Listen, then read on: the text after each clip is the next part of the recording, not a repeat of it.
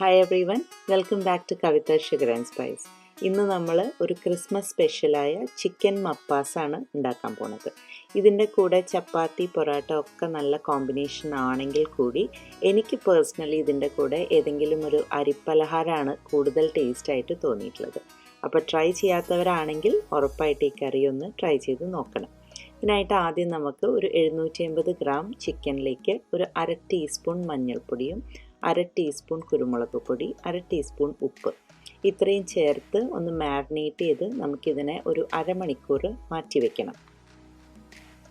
ഇനി ഒരു പാത്രം അടുപ്പത്ത് വെച്ച് ചൂടാക്കിയിട്ട് അതിലേക്ക് ഒരു 2 ടേബിൾ സ്പൂൺ വെളിച്ചെണ്ണ ഒഴിക്കാം. അതിലേക്ക് ഒരു 2 കഷ്ണം പട്ട, 3 ഏലക്കായ, 6 ഗ്രാമ്പു, ഒരു കുഞ്ഞി കഷ്ണം ജാതിയുടെ തോല്, പിന്നെ 1 ടീസ്പൂൺ കുരുമുളകും 1 ടീസ്പൂൺ പെരിഞ്ജീരകവും ഇത്രയും ചേർത്ത് നമുക്കിത് ഒരു 30 സെക്കൻഡ് അങ്ങനെ ചെറുതായിട്ട് ചെറിയ തീയിലിട്ടിട്ട് ഒന്ന് വഴറ്റി കൊടുക്കാം. അതിനുശേഷം ഇതിലേക്ക് 1.5 ടേബിൾ സ്പൂൺ വീതം ഇഞ്ചിയും വെളുത്തുള്ളിയും ചതച്ചത് ചേർക്കണം. ചതച്ചിട്ട് തന്നെ ചേർക്കണം, അപ്പോഴാണ് അതിൻ്റെ ഒരു ശരിയായ ടേസ്റ്റ്. അത് നമുക്കൊരു മിനിറ്റ് ചെറിയ തീയിലൊന്ന് വഴറ്റിയതിന് ശേഷം നമുക്കിതിലേക്ക് ഉള്ളി ചേർക്കാം. ഞാൻ 2 വലിയ ഉള്ളിയാണ് എടുത്തിരിക്കുന്നത്. നീളത്തിൽ അരിഞ്ഞിട്ട് അതിൽ കുറച്ച് ഉപ്പും കൂടി ഇട്ട് നമുക്കതൊന്ന് മിക്സ് ചെയ്ത് കൊടുക്കാം. എന്നിട്ട് മൂടി വെച്ചിട്ട് ഇതിനെ ഒന്ന് സോഫ്റ്റ് ആവുന്നവരെ കുക്ക് ചെയ്തെടുക്കാം. അങ്ങനെ ഉള്ളിയൊക്കെ ഇവിടെ വഴന്ന് റെഡി ആയിട്ടുണ്ട്. ഇതിലേക്ക് ഇനി നമ്മുടെ മസാലപ്പൊടികളൊക്കെ ചേർക്കാം.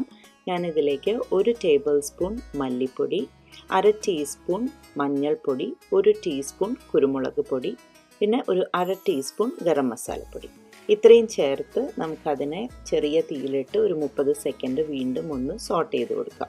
അതിനുശേഷം ഒരു വലിയ തക്കാളിയുടെ 1/4 ഭാഗമാണ് ഞാനിതിൽ മുറിച്ചെടുത്തിട്ടുള്ളത്. അതോടൊപ്പം 2 പച്ചമുളകും കുറച്ച് കറിവേപ്പിലയിട്ടൊന്ന് വഴറ്റാം. അപ്പം 1/4 ഭാഗം തക്കാളി എന്ന് പറഞ്ഞാൽ എന്താണെന്ന് വെച്ചാൽ ബാക്കി 1/4 ഭാഗം നമ്മൾ സ്ലൈസ് ചെയ്തിട്ട് അവിടെ മാറ്റി വെച്ചിട്ടുണ്ട്. ഈ കറിയുടെ അവസാന സമയത്ത് നമുക്കത് ഗാർണിഷ് ചെയ്യാനായിട്ട് യൂസ് ചെയ്യണം. അപ്പോൾ അതിന് കണക്കായിട്ടുള്ള തക്കാളിയാണ് എടുത്തത്. അപ്പോൾ വലിയ തക്കാളി അല്ലെങ്കിൽ 2 ചെറുതോ അങ്ങനെ എന്തെങ്കിലും എടുത്താൽ മതി. ഇതൊന്ന് മിക്സ് ചെയ്തതിന് ശേഷം നമ്മൾ മാറ്റി വെച്ചിരിക്കുന്ന ചിക്കൻ നമുക്കിതിലേക്ക് ചേർക്കാം.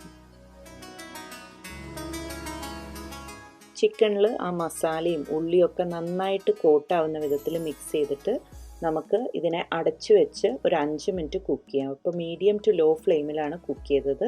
ആ സമയത്ത് നമ്മൾ വെള്ളമൊന്നും ഒഴിക്കുന്നില്ല. അപ്പം നമ്മൾ അങ്ങനെ ചെയ്ത് കഴിയുമ്പോൾ അതിൽ മസാലയൊക്കെ നന്നായിട്ട് പിടിക്കും.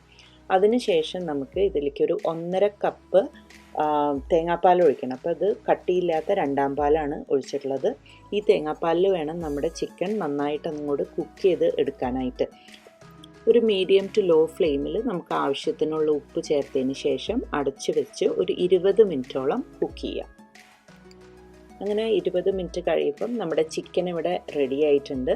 ഇതിൽ ചിക്കൻ എന്നുള്ള വെള്ളവും ഒക്കെ വന്നിട്ട് ആവശ്യത്തിനുള്ള ഗ്രേവി ഉണ്ടാവും. അപ്പോൾ അതുകൊണ്ട് കൂടുതലായിട്ട് വെള്ളം ഒഴിക്കാതിരിക്കുന്നതാണ് നല്ലത്. ഇനി നമുക്കിതിൻ്റെ ഫൈനലായിട്ടുള്ള കാര്യങ്ങൾ ചെയ്യാം. ഇതിലേക്ക് ഒരു 1/4 ടീസ്പൂൺ കൂടി ഗരം മസാലയും ഒരു 1/4 ടീസ്പൂൺ കുരുമുളക് പൊടിയും കൂടി ചേർത്ത് ഒന്ന് ഇളക്കി കൊടുക്കുക. അതിനുശേഷം ഇതിലേക്ക് നമുക്ക് നല്ല കട്ടിയുള്ള 1/2 കപ്പ് തേങ്ങാപ്പാൽ ഒഴിച്ചു കൊടുക്കാം. ഈ സമയത്ത് നമുക്ക് അടുപ്പ് വളരെ ലോ ഫ്ലെയിമിലായിരിക്കണം. ഇത് ഒഴിച്ചതിന് ശേഷം തിളപ്പിക്കാൻ പാടില്ല. മിക്സ് ചെയ്ത് കൊടുത്തതിന് ശേഷം നമുക്കിതിലേക്ക് നേരത്തെ മാറ്റി വെച്ചിട്ടുള്ള 4 കഷ്ണം തക്കാളി ഇതിൻ്റെ മുകളിലായിട്ട് വെക്കാം. എന്നിട്ട് അതിനെ ഒന്ന് കറിയിലേക്ക് ഒന്ന് അമർത്തി വെച്ച് കൊടുക്കുക. എന്നിട്ട് നമുക്ക് അടുപ്പ് ഓഫ് ചെയ്യാം. ഈ തക്കാളി കഷ്ണങ്ങൾ ഒരുപാട് വേവേണ്ട ഒരു ആവശ്യമില്ല. ഒരു ചൂടിൽ ഒന്ന് വെന്ത് കിട്ടിയാൽ മതി. ഇനി നമ്മുടെ കറിയിലേക്ക് നമുക്ക് വറുത്തിടാം. അതിനായിട്ട് ഞാൻ ഒരു പാത്രം അടുപ്പത്ത് വെച്ചിട്ട് അതിലേക്ക് 1 ടേബിൾ സ്പൂൺ വെളിച്ചെണ്ണ എടുത്തിട്ടുണ്ട്. അതിലേക്ക് 1 ടീസ്പൂൺ കടുകും 4 ചെറിയ ഉള്ളി വട്ടത്തിൽ അരിഞ്ഞതും കുറച്ച് കറിവേപ്പില ഇട്ട് അത് ഒന്ന് അടച്ച് വെച്ച് ഒരു ലൈറ്റ് ബ്രൗൺ ആവുന്ന വരെ നമുക്കതിനെ വഴറ്റിയെടുക്കണം. അതിനുശേഷം നമുക്ക് അതിനെ കറിയിലേക്ക് ഒഴിക്കാം. നമ്മുടെ ഈ ഒരു കുക്കിങ്ങിൽ കഴിയുന്നതും വെളിച്ചെണ്ണ തന്നെ ഉപയോഗിക്കാൻ ശ്രമിക്കുക. കാരണം എന്നാൽ മാത്രമേ അതിൻ്റെ ഒരു നല്ലൊരു ടേസ്റ്റ് കിട്ടുള്ളൂ. അങ്ങനെ നമ്മുടെ ചിക്കൻ മപ്പാസ് ഇവിടെ റെഡി ആയിട്ടുണ്ട്. ഞാനിത് വെള്ളപ്പത്തിൻ്റെ കൂടെയാണ് കഴിക്കുന്നത്. അപ്പോൾ നിങ്ങൾക്ക് ഞാൻ നേരത്തെ പറഞ്ഞ പോലെ ഏത് അരിപ്പലഹാരത്തിൻ്റെ കൂടെയും ഇതൊരു അടിപൊളി കോമ്പിനേഷനാണ്. അതെൻ്റെ പേഴ്സണൽ ഒപ്പീനിയനാണ്. പക്ഷേ ചപ്പാത്തി പൊറോട്ട എല്ലാറ്റിൻ്റെയും കൂടി കഴിക്കാം. Thank you for watching my video. എല്ലാവർക്കും ഈ റെസിപ്പി ഇഷ്ടപ്പെട്ടു എന്ന് വിചാരിക്കുന്നു. അടുത്ത തവണ വീണ്ടും വ്യത്യസ്തമായൊരു റെസിപ്പി ആയിട്ട് കാണുന്നവരെ take care and have a wonderful day. By.